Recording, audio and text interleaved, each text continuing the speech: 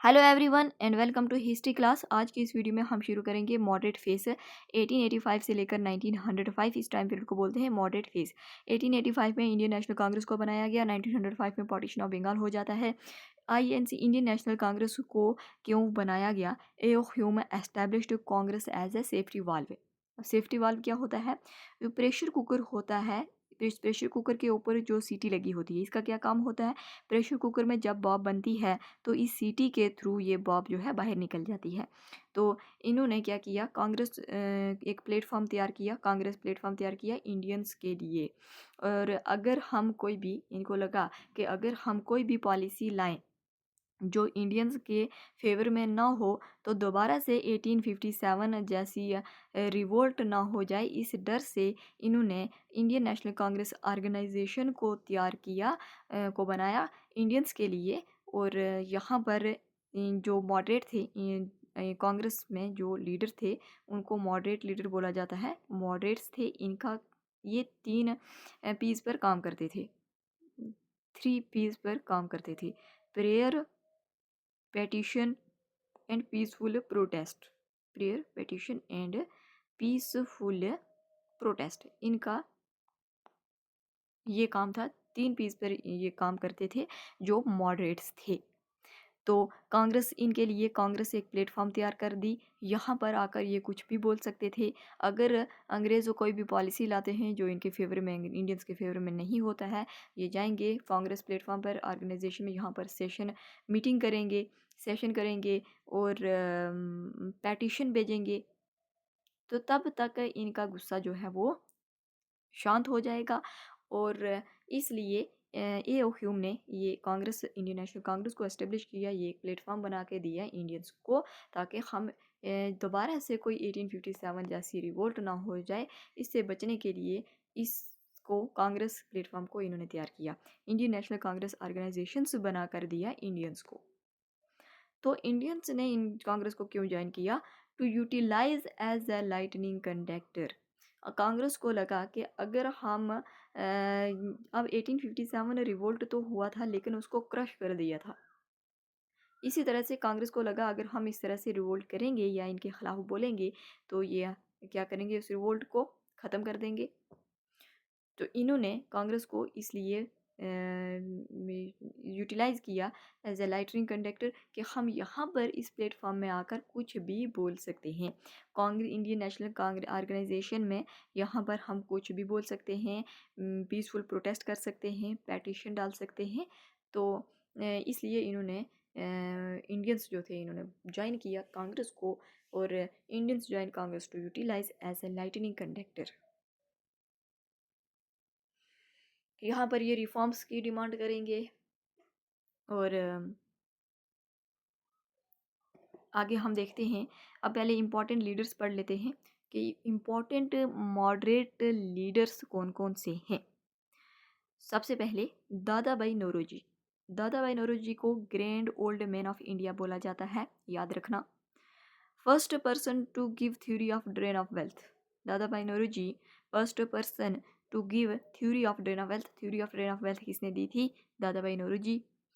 First Indian to be elected to the British parliament. पहले Indian हैं Dadabhai Naoroji जिनको elect किया गया ब्रिटिश पार्लियामेंट के लिए। इसके बाद फिरोज शाह मेहता, ये बॉम्बे से हैं। Gopal Krishna Gokhale, Gopal Krishna Gokhale established social service organisation. इन्होंने एक सोशल सर्विस ऑर्गेनाइजेशन एस्टेब्लिश की जिसका नाम रखा सर्वेंट्स ऑफ इंडियन सोसाइटी। इनको बोला जाता है called political Guru of Mahatma Gandhi, याद रखना। सुरेंद्र नाथ बनर्जी ने एस्टेब्लिश किया इंडियन एसोसिएशन। इनको क्या बोला जाता है? Indian work. अब इसके बाद आर सी दत्त ने एक बुक लिखी थी, इकोनॉमिक हिस्ट्री ऑफ इंडिया।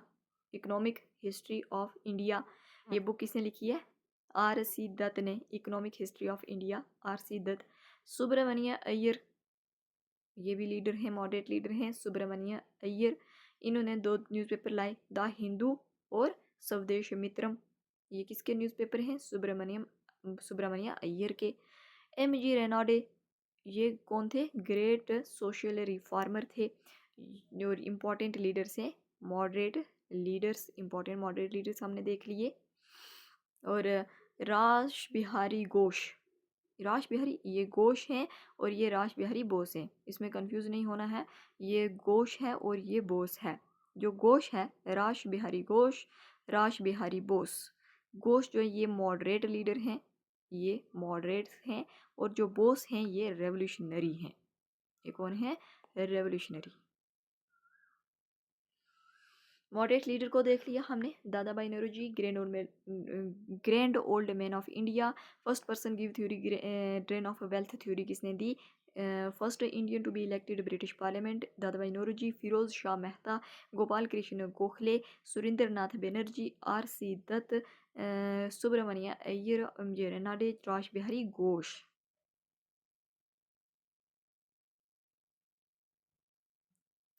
अब जो मॉडरेट्स थे इनकी आइडियोलॉजी और स्ट्रेटजी क्या थी? आइडियोलॉजी और स्ट्रेटजी क्या थी इनकी? Gradual reforms. इनको क्या रिफॉर्म्स की डिमांड ये करते थे, रिफॉर्म होना चाहिए। रिफॉर्म चाहते थे ये, एडमिनिस्ट्रेशन में रिफॉर्म्स होना चाहिए, इंडियंस को हाई पोस्ट मिलनी चाहिए। इस तरह से ये रिफॉर्म्स की मांग करते थे। रिफॉर्म्स, कुछ रिफॉर्म्स होने चाहिए। इंक्रीज्ड इंडियन रिप्रेजेंटेशन, इंडिया की रिप्रेजेंटेशन जो लेजिस्लेचर में बढ़नी चाहिए, इनका इंक्रीज होना चाहिए, इनकी स्ट्रेटजी थी। लेकिन इनका लिमिटेशन था। लिमिटेशन ऑफ मॉडरेट्स क्या है? यही इनकी लिमिटेशन भी थी। Did not carry out mass mobilisation और did not talk of independence की बात नहीं करते थे, रिफॉर्म्स लाने की कोशिश कर रहे थे। और रिप्रेजेंटेशन जो है इंडियंस का वो इंक्रीज होना चाहिए लेजिस्लेचर में, यही इनका लिमिटेशन भी था और यही इनकी आइडियोलॉजी और स्ट्रेटजी भी थी। ये इसमें लिमिटेशन में आ जाता है। ये क्या है? आइडियोलॉजी और स्ट्रेटजी इनकी ये थी। तो ग्रेट रिफॉर्म्स और ये जो रिप्रेजेंटेशन है लेजिस्लेचर में, अब ये लेजिस्लेचर कहाँ से आया? लेजिस्लेचर कहाँ से आया? लेजिस्लेचर कब स्टार्ट किया गया?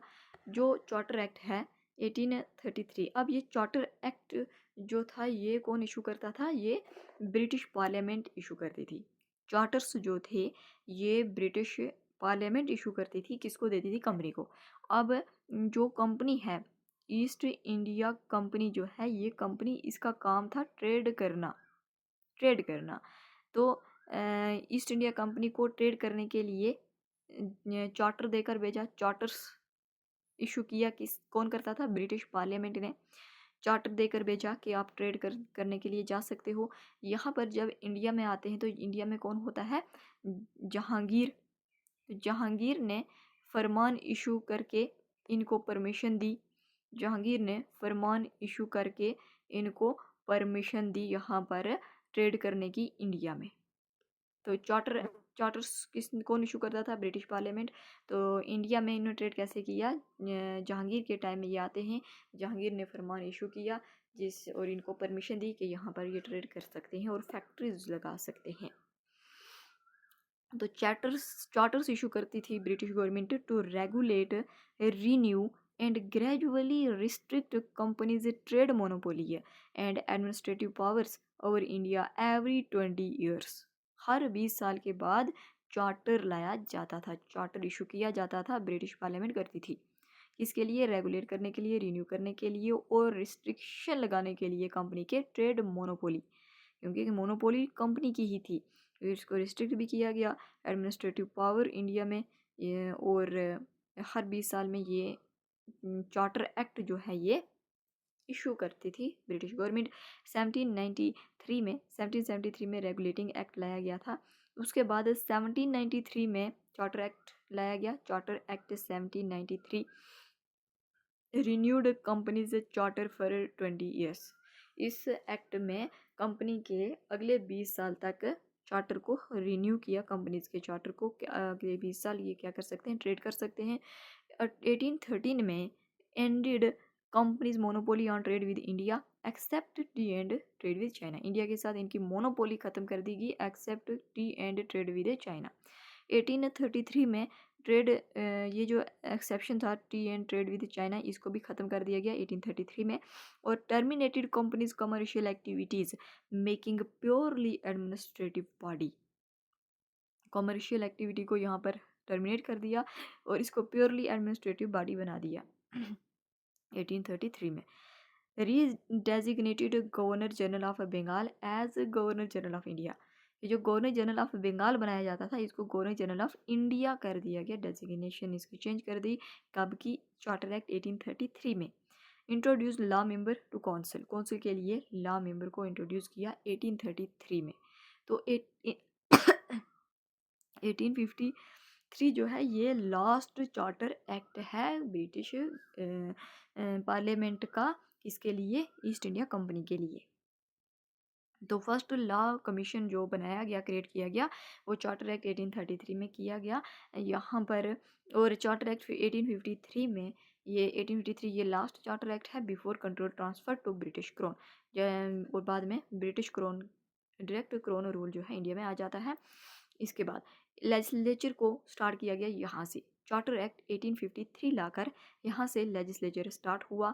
सेपरेशन ऑफ पावर को सेपरेट किया गया। First time governor general executive and legislative functions were separated, executive और लेजिस्लेटिव को सेपरेट किया चार्टर एक्ट 1853 में।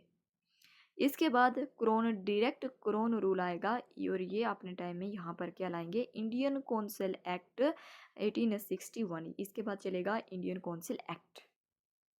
इंडियन कौंसिल एक्ट 1861 लाकर इंडियंस को नॉमिनेट किया गया।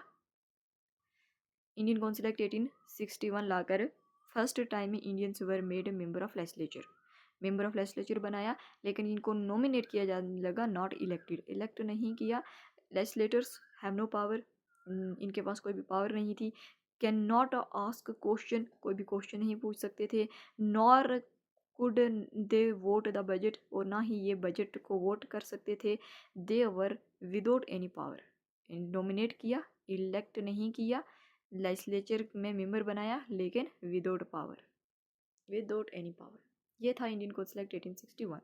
इसके बाद जो मॉडरेट्स के रिफॉर्म्स, मॉडरेट्स की पेटिशंस और ये जो ग्रेजुअल रिफॉर्म, ये जो रिफॉर्म्स चाहते थे, रिप्रेजेंटेशन चाहते थे इंक्रीज किया जाए, इनकी अचीवमेंट क्या होती है? Achievement of moderates, they laid the foundation of freedom struggle, educated Indians politically, talk of some fundamental reforms, कुछ बेसिक रिफॉर्म्स होने चाहिए, इसके बारे में बात की। They were first to understand colonialism and its mechanism, moderates जो थे ये, इन्होंने पहली बार इन्होंने ही समझा था कॉलोनियलिज्म को, और मतलब ब्रिटिश गवर्नमेंट को और उसके मैकेनिज्म को पहली बार किसने समझा? मॉडरेट्स ने ही समझा था। Made an economic critics of British rule, जो ये इकोनॉमिकली एक्सप्लॉइट कर रहे थे इंडियंस को, ये जो ब्रिटिश रूल एक्सप्लॉइट कर रहा था इंडियंस को, यहाँ पर इन्होंने इसके बारे में बातचीत की। तो दादा भाई नौरोजी जी ने इसी के ऊपर लिखा था क्या? ड्रेन ऑफ वेल्थ थ्योरी दी थी दादा भाई नौरोजी जी, जो मॉडरेट लीडर्स हैं।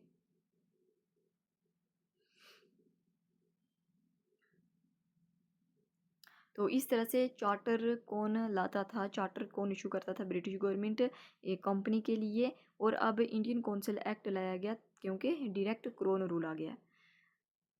इंडियन कौंसिल एक्ट अब 1892 दोबारा से इंडियन कौंसिल एक्ट 1892 लाया गया। 61 में तो इंडियंस को लाया था, लेकिन यहाँ पर इनको नॉमिनेट किया, इलेक्ट नहीं किया और कोई भी पावर नहीं दी, तो विदाउट एनी पावर। तो इंडियन कौंसिल एक्ट 1892 लाया गया।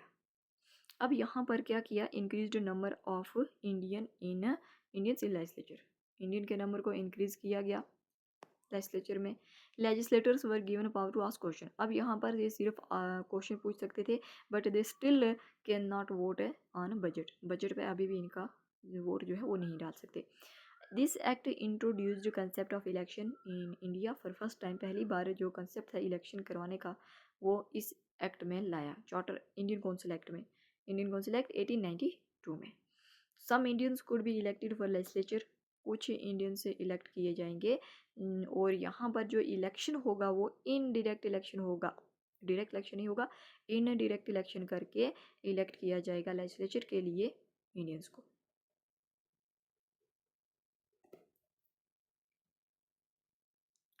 तो ये होता है कब, मॉडरेट फेस में। मॉडरेट फेस में 1885 से लेकर 1905, तो मॉडरेट फेस चलता है। अब कांग्रेस को क्यों एस्टेब्लिश किया गया ये भी देख लिया। इंपॉर्टेंट मॉडरेट लीडर्स कौन कौन से हैं, Dadabhai Naoroji, Pherozeshah Mehta, Gopal Krishna Gokhale, Surendranath Banerjee, R C Dutt, Subramania Iyer, M J Ranade, Raj Behari Ghosh. इनका क्या काम था इंडियन नेशनल कांग्रेस ऑर्गेनाइजेशन में, इनकी स्ट्रैटेजी क्या थी, आइडियोलॉजी क्या थी। ये 3 पीस पर काम करते थे, 3 पीस पर ये काम करते थे, petition prayer petition and peaceful protest. तो रिफॉर्म होना चाहिए, आइडियोलॉजी स्ट्रेटजी क्या थी, रिफॉर्म होना चाहिए, रिप्रेजेंटेशन होनी चाहिए, रिप्रेजेंटेशन इनकी अचीवमेंट क्या थी, मॉडरेट किया, फाउंडेशन ये भी हमने देख लिया। Laid the foundation of freedom struggle, educate Indian politically, basic reforms की बात की है। इन रिफॉर्म्स की बात करके यहाँ पर इंडियन काउंसिल एक्ट 1892 लाकर नंबर जो है इंक्रीज़ भी किए गए, और यहाँ पर सिर्फ क्वेश्चन पूछने का पावर दिया गया। वोट के लिए अभी भी बजट पर वोट करने के लिए अभी भी इनके पास पावर नहीं थी। फर्स्ट टाइम में इलेक्शन करवाया गया, लेकिन वो भी इन डायरेक्ट इलेक्शन। तो इसके बाद स्टार्ट होगा सेकंड फेज, एक्सट्रीमिस्ट फेज। ये मॉडरेट फेज हो गया। मॉडरेट फेज में देख लिया हमने इंडियन नेशनल कांग्रेस क्यों बनाएगी, मॉडरेट लीडर्स कौन कौन से थे, इनकी आइडियोलॉजी क्या थी, लिमिटेशन क्या थी, अचीवमेंट क्या किया, चार्टर एक्ट कौन इशू करता था, किसके लिए इशू किया जाता था। इसके बाद इंडियन काउंसिल एक्ट स्टार्ट हो जाता है 1857 के बाद। 1858 जब आता है उसके बाद जब डायरेक्ट क्रोन रूल आता है, इंडियन काउंसिल एक्ट लाया जाता है, और इसके बाद इंडियन काउंसिल एक्ट चलेगा। यहाँ पर कुछ रिफॉर्म्स भी होते जाएंगे, ये हम आगे देखेंगे। आज की इस वीडियो में इतना ही। Thank you so much.